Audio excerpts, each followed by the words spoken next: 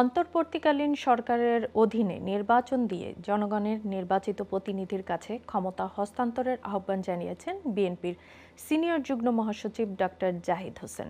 যুক্তরাজ্যে জিয়া পরিষদ আয়োজিত এক ইফতার মাহফিলে প্রধান অতিথির বক্তব্যে তিনি এ দাবি জানান। চিফ রিপোর্টার চৌধুরী মুরাদের রিপোর্টে বিস্তারিত।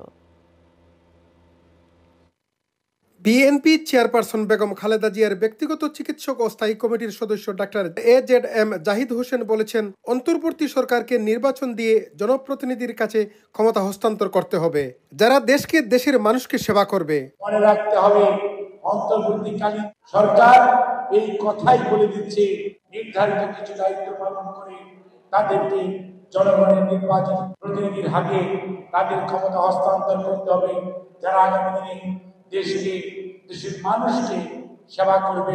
সোমবার পূর্ব লন্ডনের একটি ব্যাংকুয়েটিং হলে জিয়া পরিষদ ইউকে আয়োজিত এক ইফতার মাহফিলে প্রধান অতিথির বক্তব্যে তিনি একথা বলেন।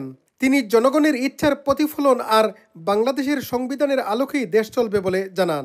রাষ্ট্র মেরামতের ৩১ দফা ভবিষ্যতের বাংলাদেশের শীর্ষক আলোচনা ও বিএনপি চেয়ারপারসন বেগম খালেদা জিয়ার সুস্বাস্থ্য ও দীর্ঘায়ু কামনায় পবিত্র কোরআন বিতরণ, দোয়া ও ইফতার মাহফিলকে ঘিরেই ছিল জিয়া পরিষদ ইউকের এই আয়োজন।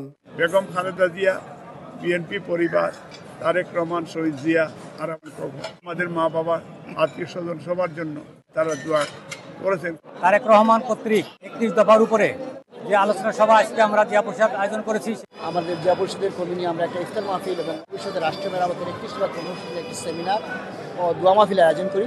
আজকে জিয়া পরিষদ কর্তৃক আয়োজিত ইফতার ও দোয়া মাহফিলে যারা উপস্থিত হয়েছেন সবাইকে অশেষ ধন্যবাদ। অনুষ্ঠানের আমরা আয়োজন করেছি বেসিক্যালি আমাদের দেশনেত্রী বেগম খালেদা জিয়ার সুস্থতা এবং দীর্ঘায়ু কামনা করে দোয়া করার জন্য।